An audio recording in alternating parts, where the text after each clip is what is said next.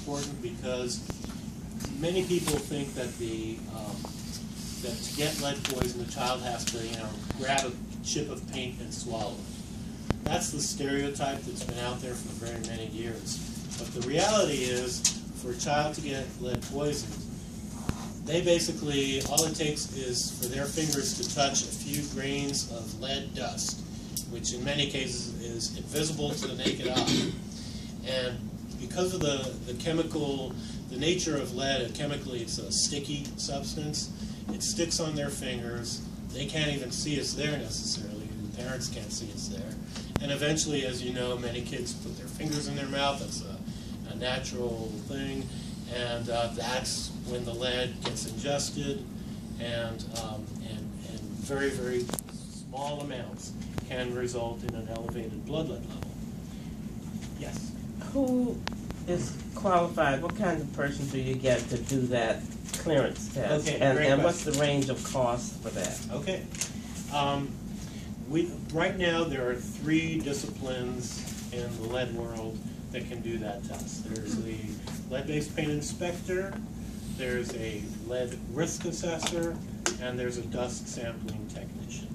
The dust sampling technician is a new discipline that we just created very recently, and I don't even know that there are any out there currently who are certified DC. I'm sure there aren't actually. So we are encouraging training providers to get accredited to teach that class in order to get that certification. That is the dust sampling technician is going to be the lowest cost option for these clearance tests.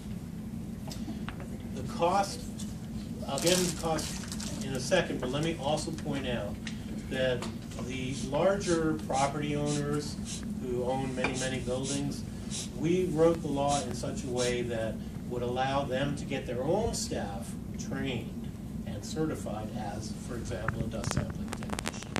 And then they could absorb those costs internally and get those tests done by their own staff. Now, some people, obviously, the first reaction is going to be, isn't that putting the fox in charge of the chicken coop? Mm-hmm. And yeah, I mean, to some extent, maybe, but just like any other situation, any other profession, there are going to be some people who are prone towards fraud, and there are going to be, hopefully, the vast majority who are honest.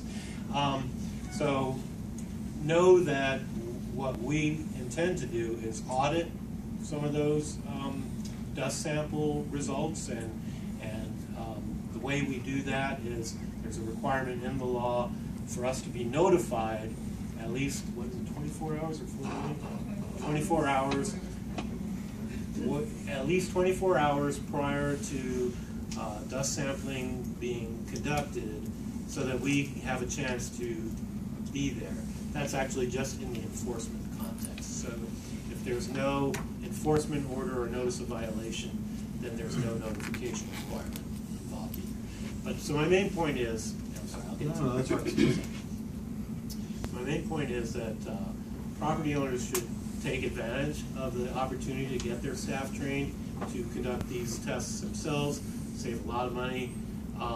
But if you are going to pay for that service, in Baltimore, where they already have that kind of thing going, it's somewhere around $150 per unit.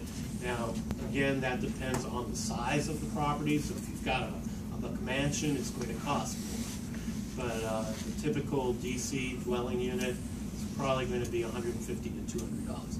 That's at the dust sampling technician level. The higher you go in that chain, the higher you go in that chain, the next step being the lead inspector and the risk assessors, the most sophisticated of the 3, the more expensive it's going to get because they have to cover their, underlying costs, etc. Exactly. I wanted to point out one thing. Pierre gave everybody a copy of the regulations. Right now, he's talking about disclosure of tenants' rights. If you go to 3313, it talks about disclosures, all 3 of them. And 3314 talks about the clearances that he was just talking about. So I know for people who don't look at the regulations often, you'll never find it without somebody telling you where to go. So 3313 and 3314 are the key regulation sections for our district. Right. Can the landlord refuse to rent to a person if they have to do this without it being a discrimination? That's fair housing law violation, right. And I forgot to pass out the slides, hard copies of the slides, so let me give those out too. And on some of these, there are references to those sections, so we'll also put that. And I believe you and I had a conversation a couple of weeks ago about everybody knowing there are a whole lot of property owners, maybe the larger property owners know, and likewise we were talking about contractors that are not aware of these regulations, yes. and they're only going to find out when her staff visits them. This is true.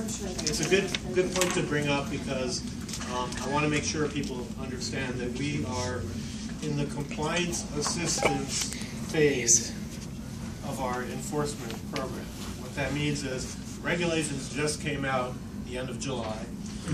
It's going to take a number of months before the critical mass of the regulated community realizes that they're there, understands what their responsibilities, obligations are under the regulations, and we understand that, and we want to, at this point, make sure we're doing outreach just as we are today, make sure that we're getting the word out there, and when we encounter violations, we're not going to use, the heavy hammer approach at this point.